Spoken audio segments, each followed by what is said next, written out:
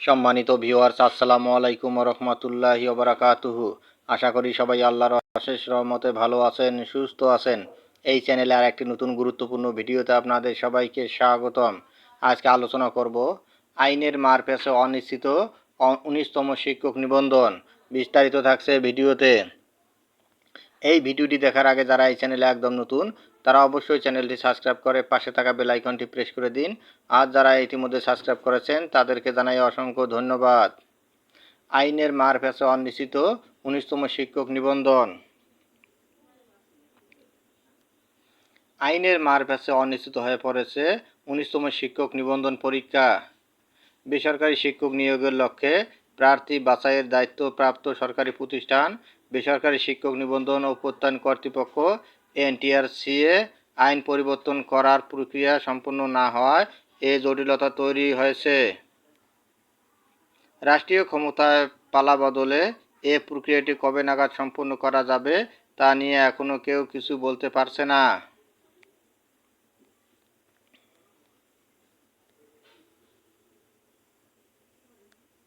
আইনের খসড়ায় বলা হয়েছে শুধু এমপিওভুক্ত প্রতিষ্ঠানের জন্য নিবন্ধন, কিন্তু বিদ্যমান আইনে শিক্ষা মন্ত্রণালয়াধীন বেসরকারি প্রতিষ্ঠান মাত্রই নিবন্ধন বাধ্যতামূলক।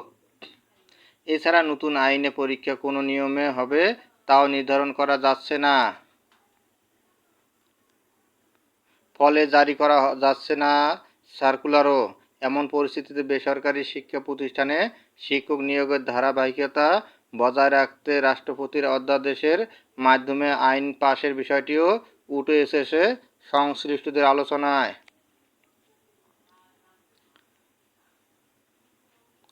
এ বিষয়ে জানতে চাইলে এনটিআরসি এর একাধিক কর্মকর্তা দৈনিক আমাদের বার্তা বলেন, 19তম শিক্ষক নিবন্ধন পরীক্ষা কোন নিয়মে হবে তা এখনও বলা যাচ্ছে না। এনটিআরসি এর নতুন আইনের খসড়া তৈরি করে তা মন্ত্রণালয়ে পাঠানো হয়েছে। তবে সংসদ না থাকায় এই আইন পাশের কার্যক্রম স্থগিত রয়েছে। এনটিআরসি এর পক্ষ থেকে শিক্ষা উপদেষ্টার সঙ্গে বিষয়টি নিয়ে যোগাযোগ হচ্ছে।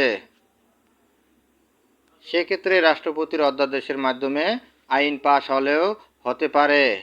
তাই 19তম শিক্ষক নিবন্ধন নিয়ে সুনির্দিষ্ট করে এখনো কিছু বলা যাচ্ছে না। নাম প্রকাশে অনিচ্ছুক এনটিআরসি এর এক কর্মকর্তা জানান, 19তম শিক্ষক নিবন্ধনের সার্কুলার কবে নাগাদ এ বিষয়ে কোনো সিদ্ধান্ত এনটিআরসি থেকে এখনো নেওয়া হয়নি। তবে আমরা সনদ অর্জনের প্রথা বিলুপ্ত করতে চাচ্ছি।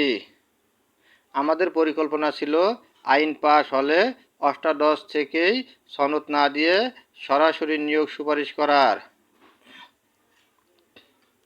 নাম প্রকাশে অনিচ্ছুক শিক্ষা মন্ত্রণালয়ের একজন অতিরিক্ত সচিব দৈনিক আমাদের বার্তাকে বলেন, মাধ্যমিক ও উচ্চ শিক্ষা বিভাগের নবনিযুক্ত সিনিয়র সচিব ডক্টর শেখ আব্দুর রশিদ গত 20শে আগস্ট প্রথমবারের মতো মাসিক সমন্বয় সভায় সভাপতিত্ব করেন।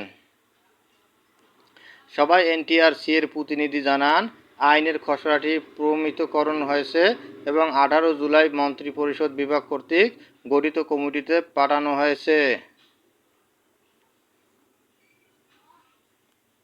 উল্লেখ্য, বর্তমানে 18তম শিক্ষক নিবন্ধনের কার্যক্রম চলমান। গত 12 ও 13 জুলাই লিখিত পরীক্ষা নেওয়া হয়। ইতিমধ্যে পরীক্ষার খাতাগুলো পরীক্ষকদের কাছে পাঠানো হয়েছে।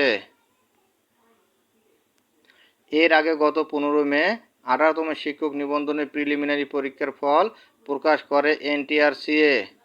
তাতে গড় পাশের হার 35.80%। স্কুল ও কলেজ পর্যায়ে মিলিয়ে মোট পাশ করেন 4,79,981 জন চাকরি প্রার্থী।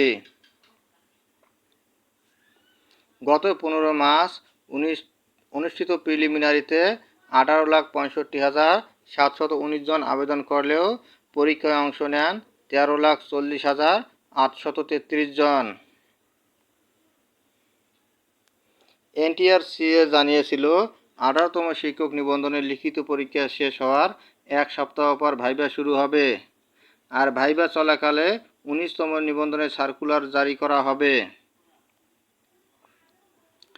এনটিআরসি এর সূত্র মতে ইতিমধ্যে 1.5 লাখের বেশি নিবন্ধন সনদধারীকে চাকরির সুপারিশ করেছে সংস্থাটি। ধন্যবাদ জানিয়ে বিদায় নেওয়ার আগে আবারও অনুরোধ জানাই, যদি ভিডিওটি ভালো লাগে এবং সর্বশেষ শিক্ষামূলক আপডেট ভিডিও পেতে চান তাহলে অবশ্যই চ্যানেলটি সাবস্ক্রাইব করুন। ধন্যবাদ সবাইকে।